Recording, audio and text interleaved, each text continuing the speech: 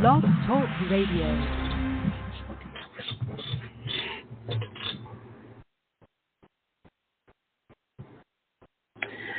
Okay, hi everybody. Welcome to Coffee Chat with Camille. Today the topic is what is trauma and complex trauma. Our guest is Andrea Hanson, who has an M.Ed, right, Master's in Education, Neurobiological Breakthrough Specialist, Psychedelic Breakthrough, Complex Trauma and Addiction Expert, Reshaping the Psychiatric and Mental Health Fields. In Andrea's words, quickly, her mission is to be a part of a healing global complex trauma, ending world hunger, oppression, inequality, war, and the climate crisis by facilitating neurobiological breakthroughs for global leaders, artists, influencers, and innovators, bringing them to a state of optimization, tapped into creative genius in a state of self-love, presence, and flow. She combines personal and professional experience, the latest research the neuroscience and psychology fields have to offer, the wisdom of cultures throughout history, and psychedelics to create custom, highly potent breakthroughs and lifestyle prescriptions. For you, the audience and or listener, she would like to send you to AndreaHanson.net. Okay, so that's like a little bit about, it's actually a lot about Andrea. And so I'm going to let you guys know briefly that I'm broadcasting out of United States and out of the state of California. And right now we've received quite a bit of rain. So, and today's also December 28th, which is, anybody know what day it is? I know what day it is, finally. It's Wednesday. And for me, it's 8:32. Okay, so all I'm doing now is going to wait patiently for my wonderful guest to come on by and talk to us. Let me see something really quickly. I find myself having to just one second. Excuse me, sorry about that. Let me see here.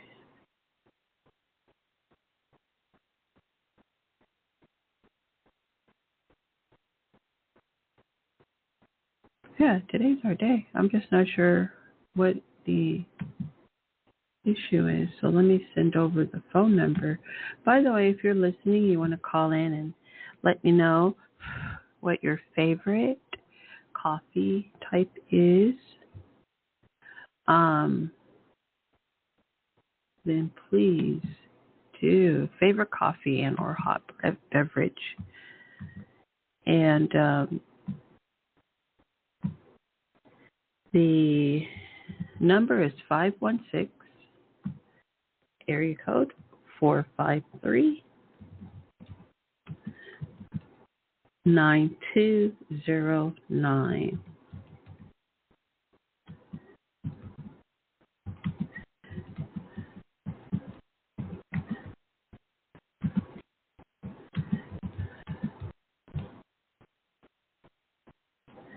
Okay, sorry about that. It's 516-453-9209.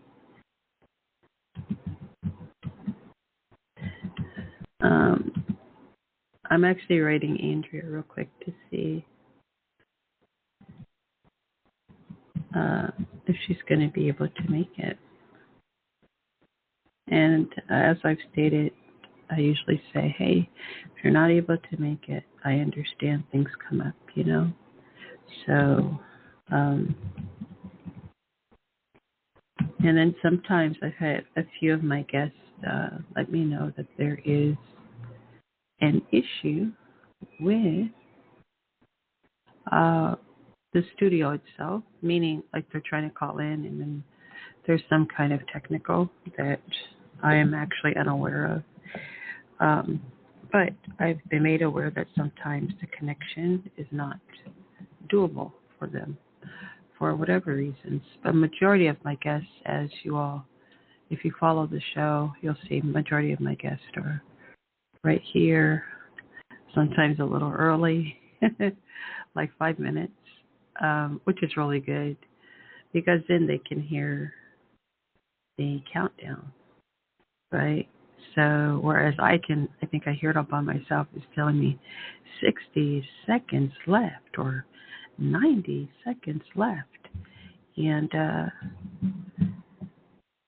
I usually hear that by myself, but if they call in early, I'm able to allow them to hear the counter as well. Well, I've been seeing that there are a lot of reviews about different movies that have come out, none of which I would be interested in, although I'm a huge movie fan.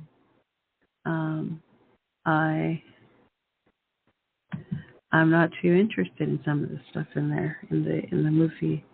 And besides, I'm a kind of movied out with all the Netflix and free movies on YouTube, and they have free movies, I think, on Popcorn and Flex, and then there's Apple TV or Apple Channel, which I enjoy, and so many. So there's just so many movies. I mean, it's not, for me, especially when I think about the Oscars, I don't know how many of you all watch it, but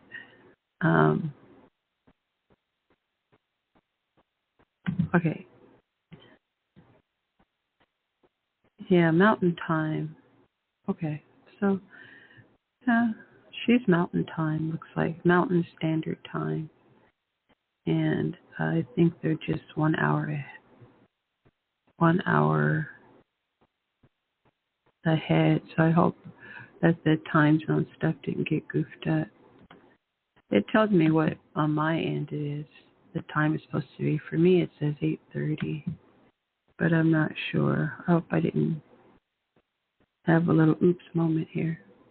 But if so, it's okay. We can reschedule it.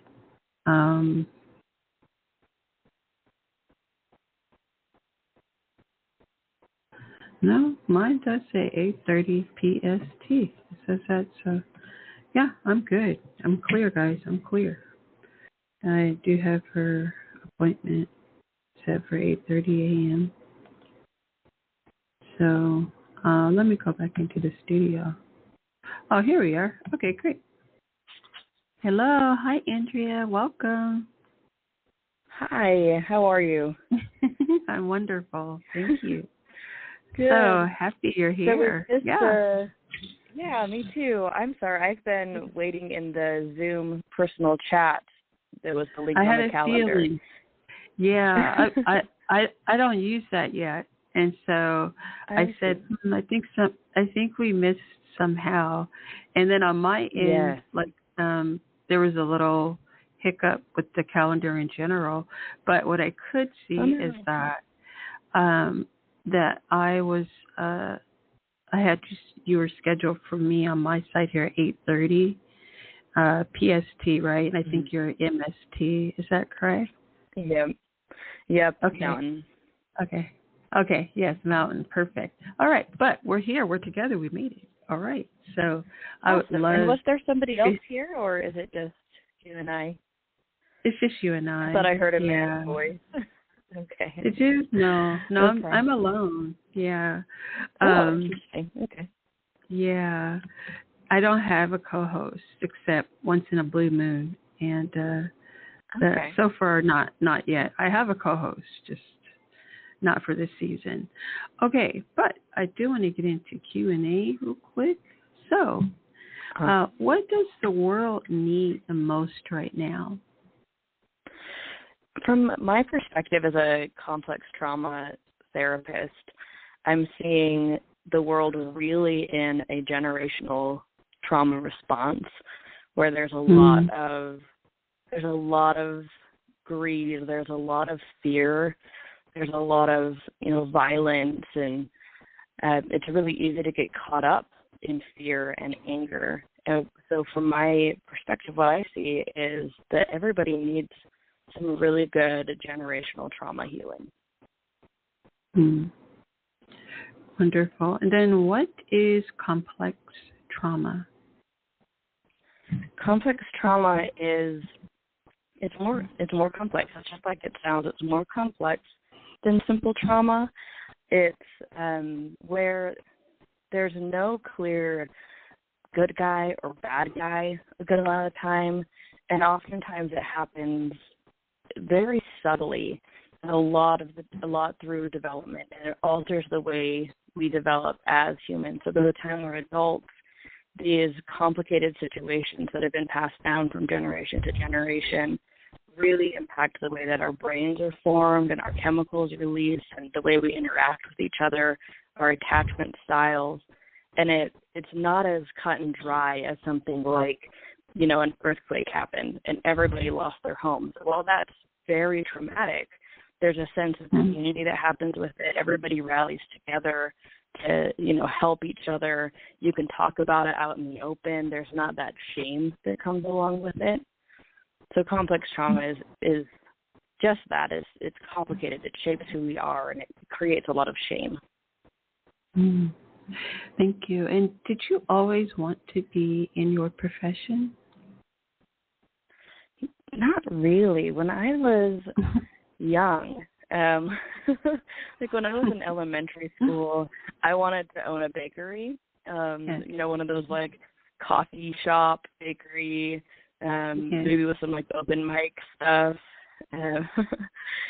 But then I was in a situation as a kid where I ended up seeing a lot of mental health professionals because my parents were in just a really ugly divorce situation. So I saw a lot of court-ordered therapists and just a lot of therapy, and I really was like, oh my gosh, there's got to be something better out there. So I ended up going into the field so that I could be a better therapist than the therapist I had.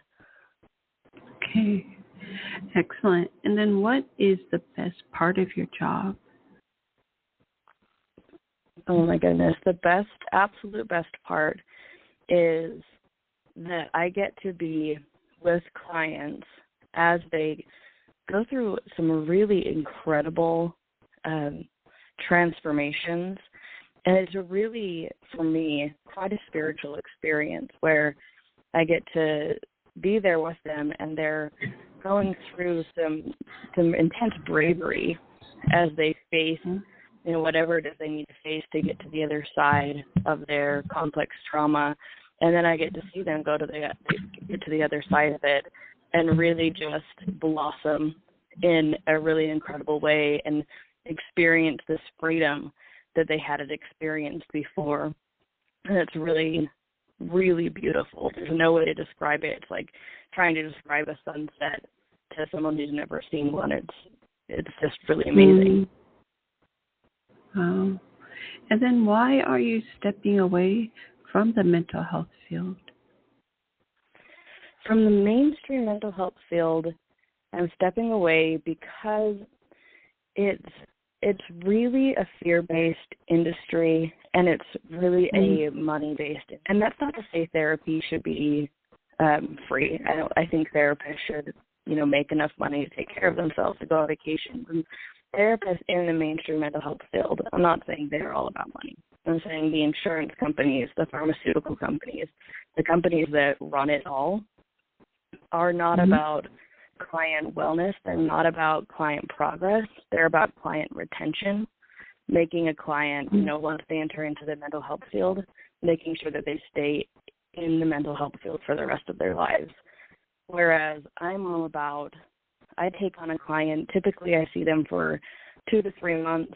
I have some clients who I see a bit longer than that, but typically it's really, getting in, figuring out what's at the root, what's going on with their nervous system, what's happening with the deeper systems in their body, and making some really meaningful shifts in that, and then sending them on their way with, at the new level of recalibration that they're at. Oh, okay. And then how do you continue to learn to stay on top of your field? Oh, constant education and experiences. And that's another reason I've had to step away from mainstream. With mainstream mental health, I was working, 60, 70 hours a week, barely making enough to cover my expenses, let alone go to these, the really good education that you get above and beyond graduate school happens at a much higher price range, and there's travel involved. So I do a lot of that, but also I really like experiencing things outside of the mental health field. So going to ceremonies, learning from different people and different shamans from different cultures to be able to incorporate that into what I provide for my clients. Okay, excellent. And then how can, I think it's called ketamine, I hope I'm pronouncing it correctly. Ketamine. Yeah, it's ketamine. Or any psychedelic help cure addiction if it's a party drug? Yeah, that's a really good question. I hear that a lot. So psychedelics in general, I'm MAP certified and PRADI certified. So I've done all of the, certifications required to work with psychedelics. And from my experience as well as from the research, when any drug is used incorrectly, it can develop addictions. And what I see is these ketamine clinics that are offering ketamine services as a standalone treatment, and clients will go in, once a week over and over and over again to get their ketamine infusions, and it feels nice, but that method does build more dependence. But when you use psychedelics as a catalyst, as a very small part of a larger therapeutic experience, you can really much more easily go deep down into the stuff that really matters for the client, that stuff that is hard to get to, that a lot of our fears block us from being able to get down there. So with the psychedelic assistance, we're able to really sink in some meaningful work and move through addiction in a way that takes much, much longer without the psychedelic assistance. So if you're doing it really regularly, yes, it can cause addiction. Or if you're doing it without the therapeutic assistance, it can cause addiction. But for me and my clients, we typically do one psychedelic assisted session in between multiple preparation and integration sessions. And that's typically enough to create really incredible results with both mental health and addiction. Wow.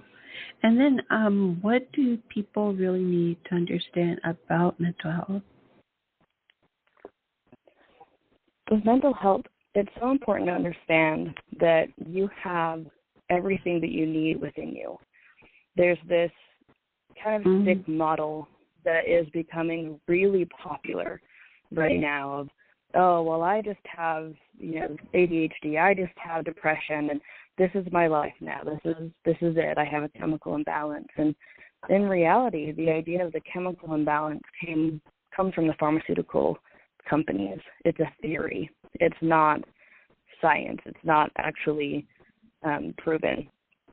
What is more proven is that our brain structures do change based on our genetics and our environments throughout life, and they can continue to change. They can continue to evolve. So when we're in that mode of, I just have this disorder and it's chronic and I will have it for the rest of my life, we get really stuck. But if we can acknowledge that we are meant to grow, our bodies, our brains are meant to heal. When we get a cut, everything in our body rushes to go heal that cut. And it's the same with mental illness. We just need the correct tools and the correct environment for that inner healer to be activated and get us to a more optimal place. Oh, that's so interesting. And then what are you not very good at? What am I not very good at? So many things. I am not very good at, and I am clumsy. So I'd say kind of walking around in general is something that I'm not very good at. But yeah, I mean, so many things, and I think that's a really good question to ask, because it's we see so many coaches or therapists out there on social media, and we think, oh, they just have they're just so naturally good at so many things, and life's so easy for them. And in reality, it's really not. I have a lot of things that I struggle with, even for many, many years, my own mental health. So yeah, there's so many things that I'm not good at. Sales is definitely one of those too. I am like the antithesis of a salesperson.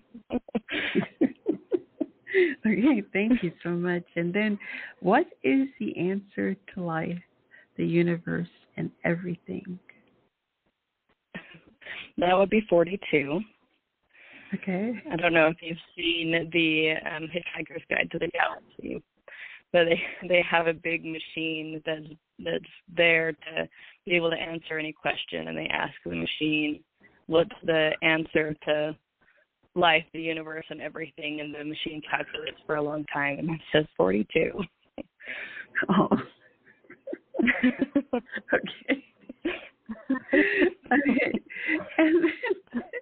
Okay. And then I think I just have, just two more questions, because the title of the show today is Trauma and Complex Trauma. So what are the differences between trauma and complex trauma? Mm-hmm. Yeah. So like we talked about a little bit in the beginning, trauma is anything that it overwhelms your body to a state where it can no longer do the processing that it's supposed to be processing in the moment. It's no longer developing how it should be developing. It's gone from the state of rest to one of those, the fight or flight modes where the digestion shuts down, and the upper regions of your brain where you're thinking about the future and consequences and all of that kind of stuff, and your morals and who you are, all of that shuts down, and your heart rate rises, and all your body is focused on in the moment is survival, whatever it thinks is best. So, freezing, running, fighting, even doing things that are totally uncharacteristic. That's where the state that your body goes into during a trauma moment. And with complex trauma, something like that is happening kind of over and over and over again. So if you have a trauma event, it's kind of a one-time thing that you're able to heal, whereas complex trauma is more of a developmental thing where it's happening so often that how your brain forms really becomes quite altered around the complex trauma, and that ends up causing things like inflammatory diseases later on in life, obesity later on in life, things that are very much body-based. And then, of course, so many symptoms that we find in mental health that get labeled as depression, anxiety, bipolar, borderline, ADHD, all of these things. Research has shown that complex trauma happening throughout development and even throughout our family histories, and it builds and builds and builds, that alters the brain and creates these symptoms, alters the way our nervous system responds to our environment, which then in turn alters how our brain reacts. Okay, that's excellent. All right, I'll ask you, what is your favorite type of coffee or hot beverage? Oh my goodness, I love mud water. Have you tried mud water yet? No, I never even heard of it. It sounds really weird, right? Yeah. I used to drink a lot of coffee coffee when I used to drink a lot of coffee was the flat white from Starbucks. Love the flat white.